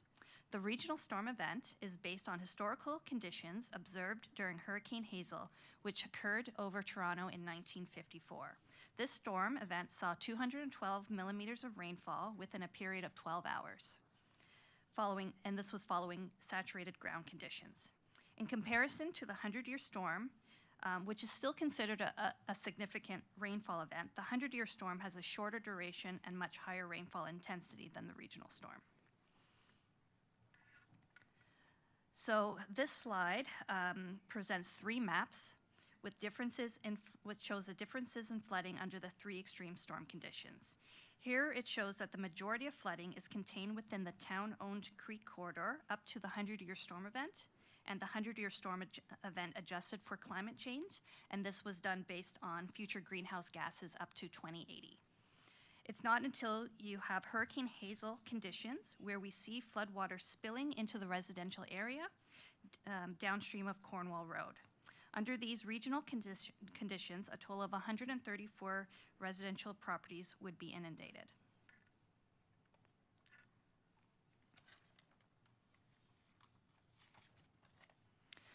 So with flood risks identified, several alternatives were assessed, including green options to determine a preferred alternative to mitigate flooding.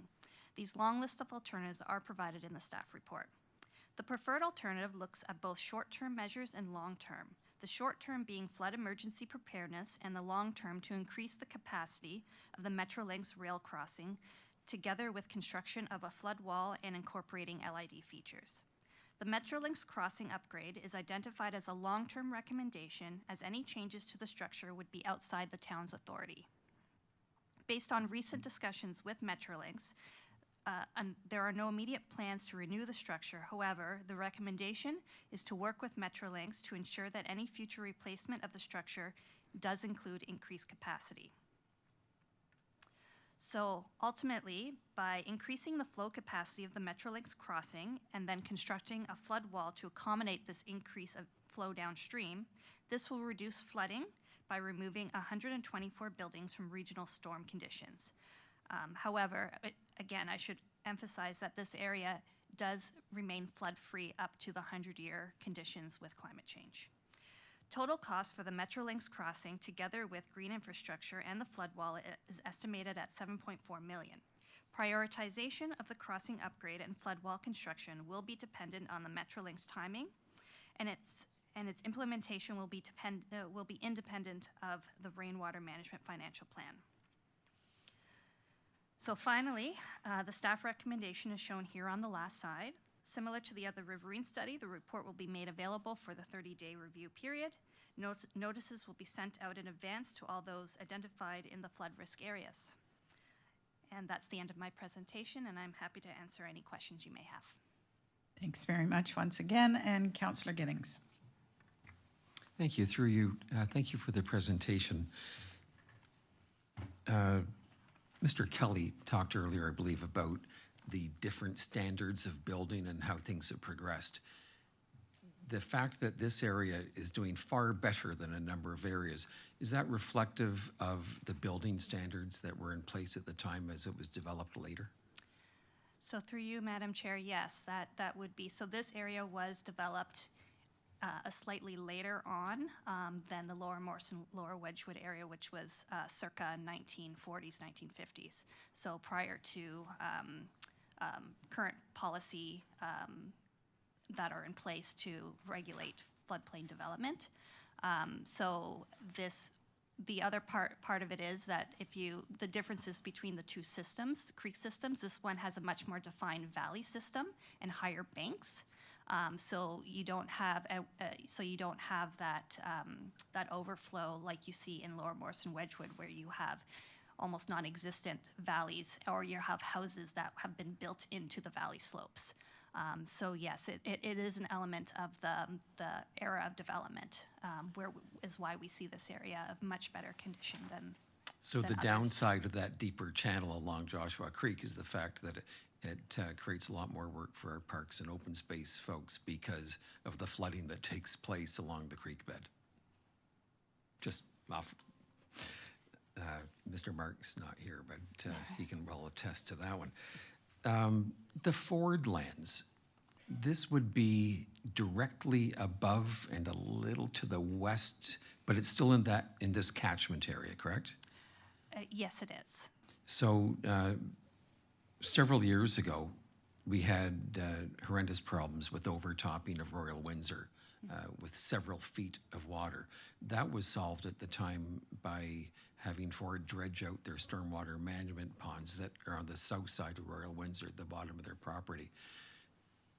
With these rain events, are those stormwater management ponds adequate with the proper maintenance, or are we looking at concerns moving forward with something else, either at the north of their property on the Joshua Creek there? Just curious. Busy night for you back from holidays. Thank you. Again, through you, Madam Acting Mayor. At this point, back to your question, we do notice that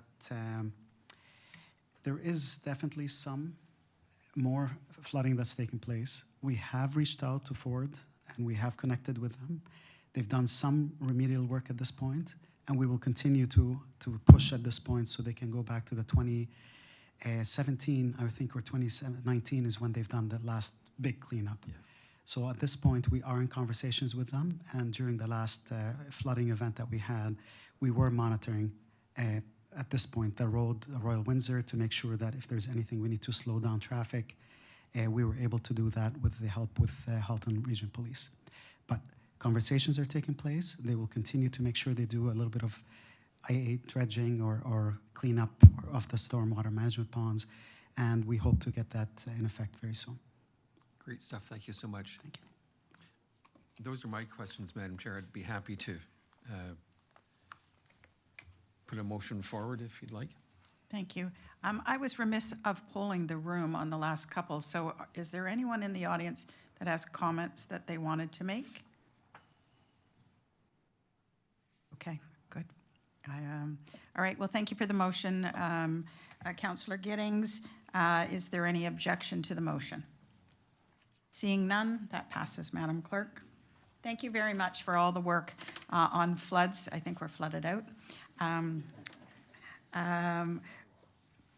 We are moving on to 12. We have no advisory committee minutes, and so I need a motion to rise and report to council. Councillor Longo, thank you very much.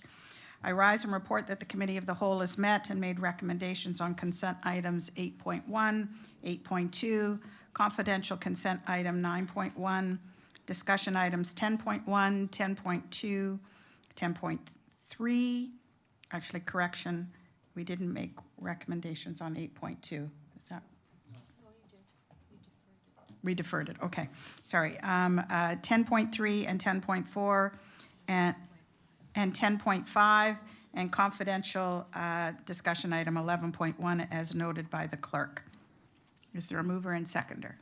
Councillor Elgar, a seconder. Councillor Knoll, thank you very much. Any objection? So moved. The report's approved. Council, you have your information items from June 26th to July 30th, an internal memo on financial planning, municipal enforcement services and illegal fireworks, roads and works operations, and the Windrow cleaning program, and clerk's department municipal clearance for liquor sales. Any questions for the staff? Seeing none, we move on. You also have your status of outstanding issues. Any questions? Seeing none, we move on. So we're at new business. Is there any emergency, congratulatory, or condolence or notice of motion? Councillor O'Meara. Thank you, Acting Chair. Councillor Duddick and I did circulate a notice of motion, flood funding support from the provincial and federal government. That's before members of council right now. I'm wondering if, due to the proximity of AMO coming up in the next week, if we might consider waiving the procedure bylaw to deal with this tonight. So we've got some arrows in our quiver to go and say, hey, council has said this to our provincial partners. So if that's possible, I might put forward a motion to waive procedure to deal with this motion tonight. Okay, so that's what we need. We need the motion to waive procedure, and I need a seconder. Councillor Elgar, all those, any objection? Seeing no objection, we've waived procedure. Would you like to read your motion into the record? Yeah, I'll read it quickly because we've talked a lot about flooding, but it's very apropos to the reports we had tonight. I did mention briefly we're looking somewhere in the vicinity of $650 million to $700 million, and it's something that the Oakville taxpayers, and to be quite frank, taxpayers at municipal levels all across southern Ontario that are close to the lake cannot deal with themselves. And I think we need all the assistance we can get, and we're looking to our higher orders of government to assist with that. So. The motion reads, whereas the town of Oakville received a large amount of rain on July 15th, 16th, 2024, where flooding occurred in several areas that damaged town infrastructure, and whereas the town of Oakville has experienced and will continue to experience significant weather-related events or disasters triggered by climate change, such as record-setting high lake levels, shoreline erosion, flooding of our parks and trails, such as we experienced in 2017 and 2019, and whereas the town of Oakville has declared a climate emergency and recognizes that severe rainfall events can cause property damage, put public safety at risk, destroy natural habitat and ecosystems, and have a harmful effect on the environment. Whereas Oakville has completed several climate change flood risk-related studies and identified over $400 million in infrastructure improvements to increase resiliency and reduce the risk of flooding for more intense storm events.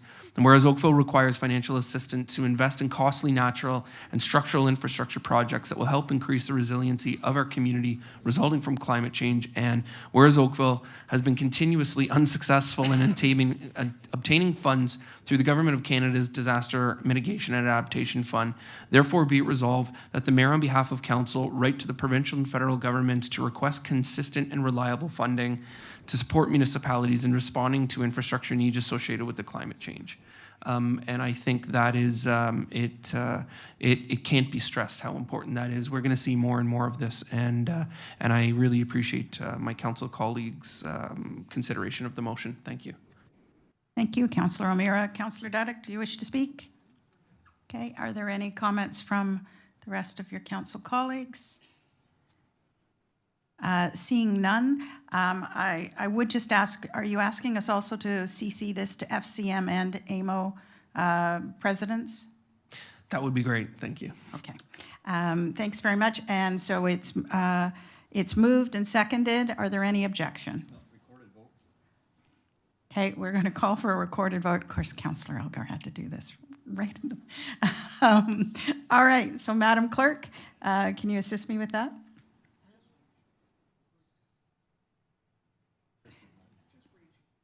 Okay, can you just raise your hand if you are approving this motion?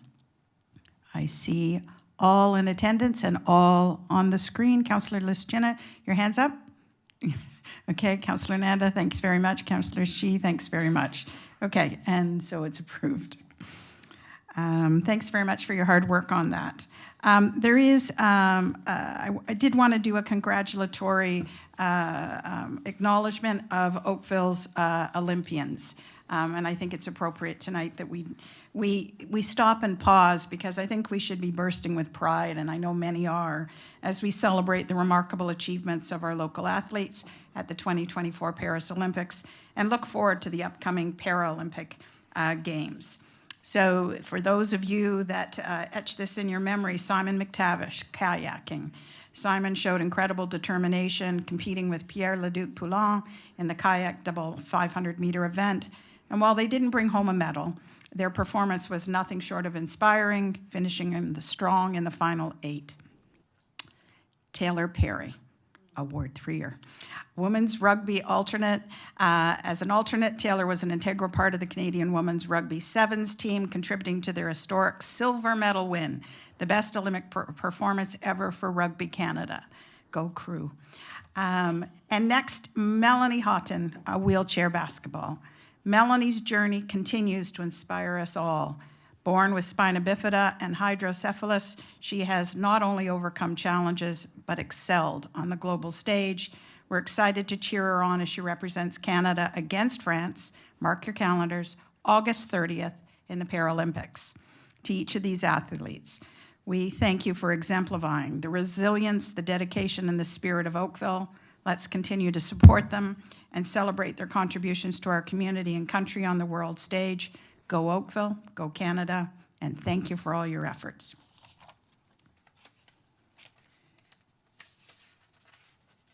And that takes us to item 17. Are there any regional reports or questions? Don't think so. And item 18, there was a request for report that was to be brought forward by Councillor Mayer and seconded by Councillor Elgar. Would you like to speak to it?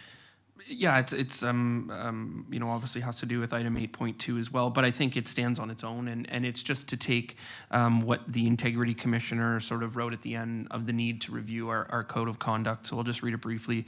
That staff review Council's Code of Conduct to reflect the Integrity Commissioner's suggestion that there's a need to update the Code of Conduct, the Council Code of Conduct, and these are her words, to bring accountability rules in force at the town of Oakville in line with best practices at the municipal level of government in Ontario.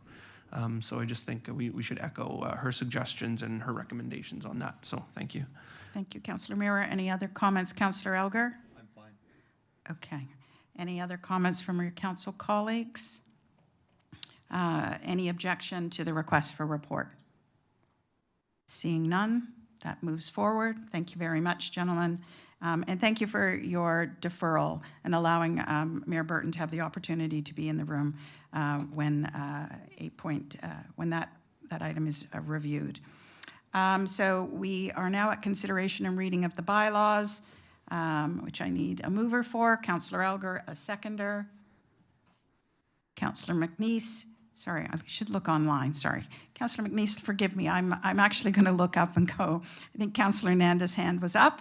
Well, actually, it was Councillor Shi. So Councillor Shi, Madam Clerk. So that the following bylaws be passed. Bylaw 2024-118, which was item 8.1, a bylaw to provide for the levying of payments in lieu of taxes for the year 2024 on Halton Healthcare Services Corporation, Oakville, and the Sheridan College Institute of Technology and Advanced Learning. And 19.2, a bylaw 2024-130, a bylaw to confirm the proceedings of a meeting of council. So is there any objection? No objection. So though, Madam Clerk, we got through that one as well. So as acting mayor, I adjourn this meeting, and I thank you all for your excellent questions and your contribution tonight. We are adjourned.